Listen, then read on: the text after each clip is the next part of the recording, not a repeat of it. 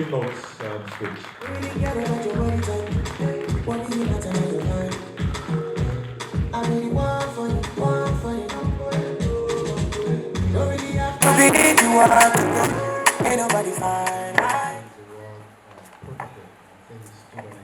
Okay, good evening. Um, when Shola mentioned the word protocol, I say he stood on existing protocol, I got a bit confused. I've never believed that there was any protocol in the fintech space, so maybe there is something new to learn. We have this impression about the fintech space being so futuristic that you just understand. You don't have to acknowledge. But thank you very much for acknowledging all the important people that have made today possible.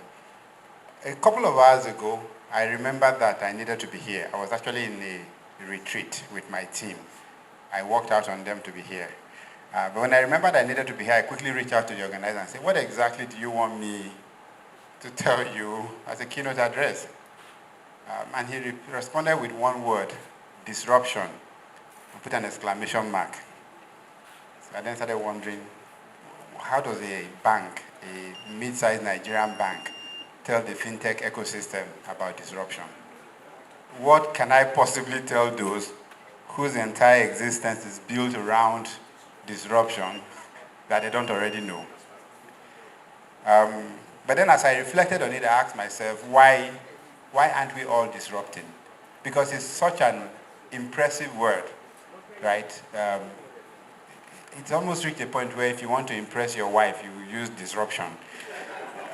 And it sort of suggests that you are about to make things better. But we forget one thing. Less than 1 out of every 100 effort at disruption amount to anything meaningful. We forget that. Over 99% of effort at disruption are either incredibly harmful or result to personal loss by those attempting to disrupt. So it's not all a, lift up spirit, everything is positive thing. We have to think carefully about disruption because it's a double-edged sword. And sometimes I started by asking, why aren't more people disrupting? Let's even assume that we all convince ourselves it's the right thing to do, it's a positive thing to do. Why are there so few people disrupting anything at all? Right? I mean, what is the problem? I mean, why don't we all just, how difficult can it be to disrupt? Because there's no part of that suggests that you have to be certain of the outcome. In fact, the very nature of disruption is that people are rarely certain of the outcome because it's an innovation, it's experimentation. And the truth is that nobody is comfortable with change. If there are people who are comfortable with change, they are human anomalies. They're not normal. And that's why Elon Musk, for instance, is not seen as a normal human being. He thrives in disruption. Those of you who would remember the former central bank governor, Emir Sanusi, he thrives in disruption. These people are few and far between. The average human being just wants things to remain the way they are. But worse than that, change leads to uncertainty. Because when there's going to be a change, you cannot say for certain what that change will be, whether it will benefit you or not. And the more you have, the more comfortable you are, the less you are willing to face uncertainty. And that's the reason people like us, the dinosaurs, do not want to disrupt. Because what happens when we disrupt, we may end up with nothing or everything. But when you approach disruption from a perspective of, I have nothing, all I have is this $2,000 that I've saved from the last job, you have only $2,000 to lose. But when the top Nigerian bank today that is making, say, $200 million a quarter decides to disrupt, it stands to lose $200 million. So once you understand the context of that, it is then natural for disruption to happen with those who have the least to lose. Because the upside to disruption for them is they win, they effectively take us out. The downside is they start again. And so it's not so much that people do not understand the value of disruption. It is that the cost, the consequences of disruption and the benefit of disruption differ depending on where you are. It's similar to a football league. If you are playing a match and you are 3 goals up, that's not when you start to change your play. To the end of the match, 3 goals up. The team that is 3 goals down has every reason to change the play. So conceptually, disruption is something that happens when you are losing or you are not yet winning. But also disruption means different things depending on whether you are disrupting someone else or whether you're disrupting yourself. Because when you think about it, if you go into try to disrupt someone else, the cost of disruption is more likely to be borne by the person, not you. All that you give up is the sacrifice you make to make that effort. But if the disruption is in a business line where you've already aggregated successes, then you not only stand to lose what you are investing, you stand to lose what you've already accumulated. Again, I'm trying to highlight the reason why those who do disruption the most are those who have the least to lose. And that maybe what I'm telling you is that before you become as comfortable as system spec, start doing all your disruption, because the moment you get to that point, when they are calling disruption, you are calculating profit, and you are wondering, is this a good idea? But on a serious note, it speaks to why institutions, banks especially, are the least motivated to disrupt. And maybe, just maybe, that is why the organizers decided that they would give us a chance to explain ourselves. But also, maybe, it's not just so much that Sterling Bank has disrupted so much. It is that, despite the fact that we are already established in the business with over 60 years and could easily sustain existing business model and defend it, we seem to have taken the view that it pays us to take it apart. Just maybe that is why when the opportunity came to speak, they wanted us to speak about disruption. And so I'm going to, first and foremost, speak a little bit about how we can afford to be disruptive. What do we need to do to be able to take on positive disruption as something we should be doing? Anyone who has certainty about the outcome of disruption will do it. If you have certainty, it means you're convinced that this is exactly how it will turn out. So the more certain you are about the outcome of your disruption, the more likely that you will do it. It is the uncertainty, therefore, that prevents us from taking the risk to change things. How do you become certain about something that's never happened before? Because if you are replicating something that has happened somewhere else, you're not disrupting. You're simply executing a strategy that is already well established. And in that case, you actually don't need to be a disruptor. You just need to be a very, very good manager so that you can replicate. How do you commit yourself to something, the outcome of which is uncertain?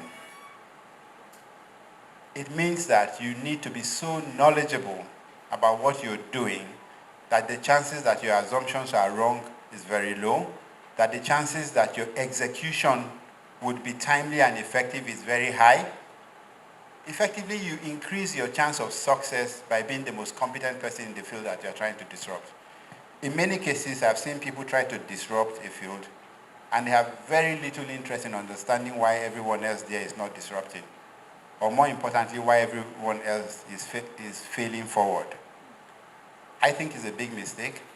I think the reason why a lot of the startups that we have seen that have effectively will blow up is not because they are not smart, it's not because they don't have capital, it's because they lack the humility to understand why others have failed.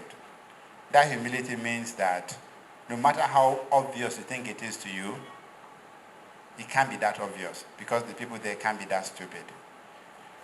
The best example is every time I take an airline, I tell myself that I want to transform the airline industry. That this can be easier than this. I want to build a technology that means that you can sit in your house and you check in and you just climb the aircraft so that the airline is like an Uber. That's what I tell myself. Then once in a while I ask myself, these are really smart people with a lot of money who stands to benefit from rendering this product. There must be more to it. There's a reason why they haven't done it. And as I did my research, I realized that a huge part of the problem has very little to do with the airline, and a lot of it has everything to do with the operating environment and the regulators, and that the only way you can disrupt the airline industry really primarily is to first disrupt the regulators, change how the industry is regulated. It doesn't mean that you're going to copy what others are doing, because you cannot, but you are not validating what they've done. You're simply seeking to extract the knowledge that they have acquired in making their mistake.